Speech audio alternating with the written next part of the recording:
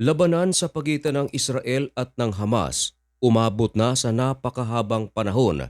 To be exact, 669 days na ang nakalilipas buhat ng October 7, 2023. Maraming pagkakataon na itinatanggi ng Prime Minister ng Israel na si Benjamin Netanyahu ang full occupation sa Gaza Strip. May mga kumalat pa nga na mga balita tungkol dito. Pero sa pagkakataong ito, mismong ang opisina na ni Benjamin Netanyahu ang nagsabi na magkakaroon ito ng full occupation of the Gaza Strip. Maging ang chief ng IDF ay pinagpipili na ni Netanyahu kung susunod ito sa kanyang utos o mag-resign na lang.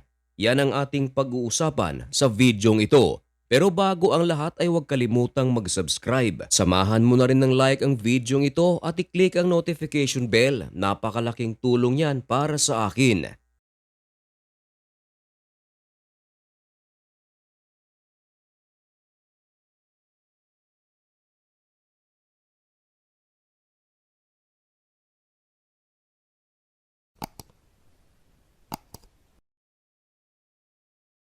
Maligayang pagbabalik mga kaibigan. Kumusta kayong lahat? Ngayon ay August 5, 2025 at napakabagong balita ang ating ihahatid sa inyo.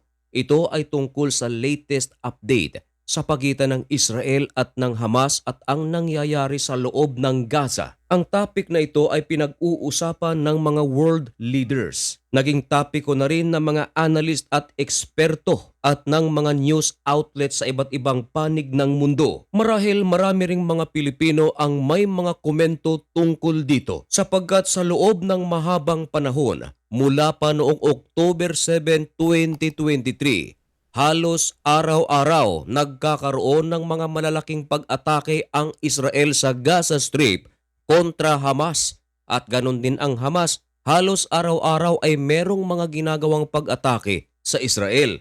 Marami na ring nasawi sa kampo ng militar ng Israel.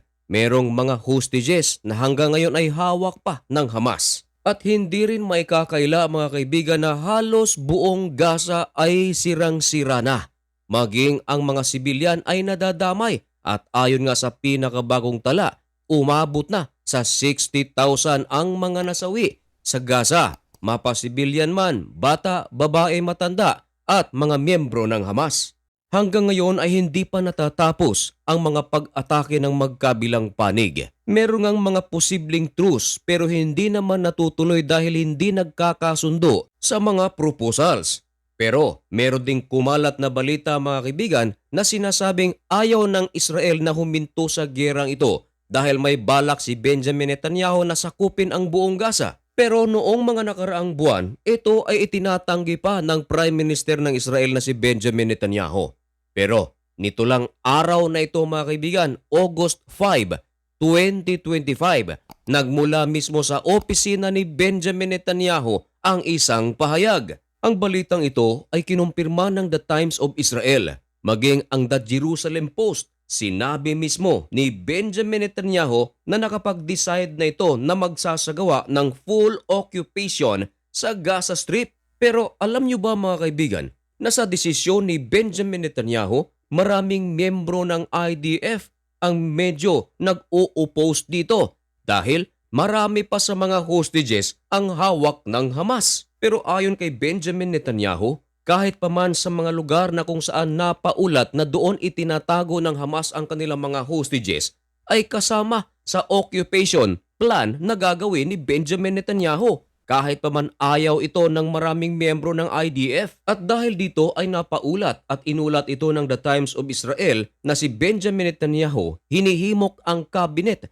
na suportahan ang kanyang plano para sa full occupation sa Gaza Strip. Ayon sa ulat ng Hebrew media, maraming mga ministers na sinabi ni Benjamin Netanyahu na ginamit niya ang terminong occupation of the strip.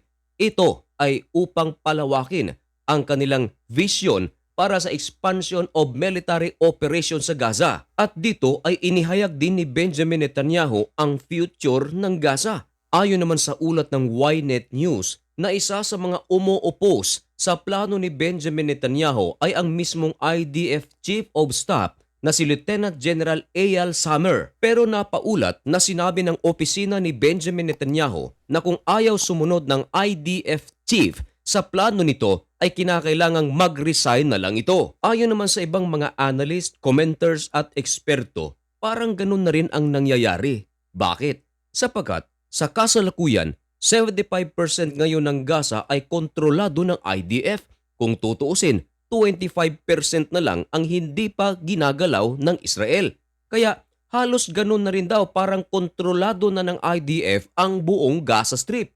Nagbigay naman ng paliwanag ang IDF kung bakit sila nag-uupo sa planong ito. Ayon sa kanila, kung kanila itong gagawin, posibleng malalagay sa kapahamakan ang mga hostages na ngayon ay hawak pa ng Hamas. Posible raw na gamitin ito ng Hamas bilang panakot sa IDF upang hindi na sila pumasok sa mga lugar na kung saan naroroon ang mga captives na hawak pa ng Hamas. Malaking kaguluhan ito mga kaibigan na nangyayari mismo sa loob ng gobyerno ng Israel.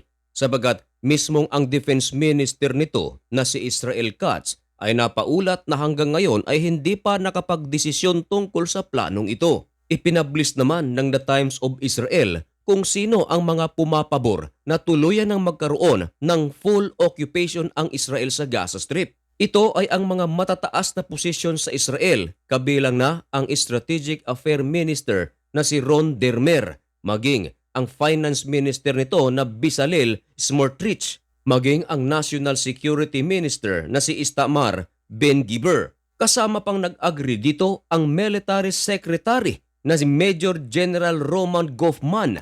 At ito pa ang matindi, maging ang Cabinet Secretary ng Israel na si Yosef Foots, sang-ayon siya na magsagawa ang Israel ng full occupation sa Gaza. Isiniwalat din ng The Times of Israel kung sino naman ang mga matataas na posisyon ang ayaw dito at nais na lang na ipagpatuloy ang hostage deal sa pagitan ng Israel at ng Hamas. Ito ay sina Samer, Chief of Staff ng IDF, maging ang Foreign Minister na si Gideon Saar, maging ang Shas Party Leader na si Aryeh Deri, National Secretary Advisor na si Tasachi Hanigbi, at ito pa, maging ang Mossad Chief na si David Barnea, the Shin Bet negotiator known for the Hebrew letter Mem, and Major General na si Nitzam Alon. Itong si Samer mga kaibigan ay pupunta sana ng United States of America, pero kinansel niya ito dahil dumalo siya sa isang napaka-importanting topic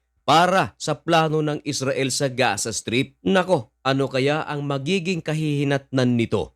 Sana ay magkasundo lahat ng sangay ng gobyerno ng Israel para sa ikabubuti ng lahat. Hindi lang sa ikabubuti ng Israel, maging sa ikabubuti ng mga hostages at ng mga milyon-milyon na people of Gaza. At kung kayo naman ang tatanungin mga kaibigan, pabor ba kayo na magkaroon ng full occupation ang Israel sa Gaza o hindi? Kung hindi o oo man ang inyong sagot, sige nga, pakilatag ng inyong mga malulupit na reason at malugod ko po iyang babasahin. Hanggang dito na lamang muna ang video ito. May God bless you and thank you so much for watching. Goodbye.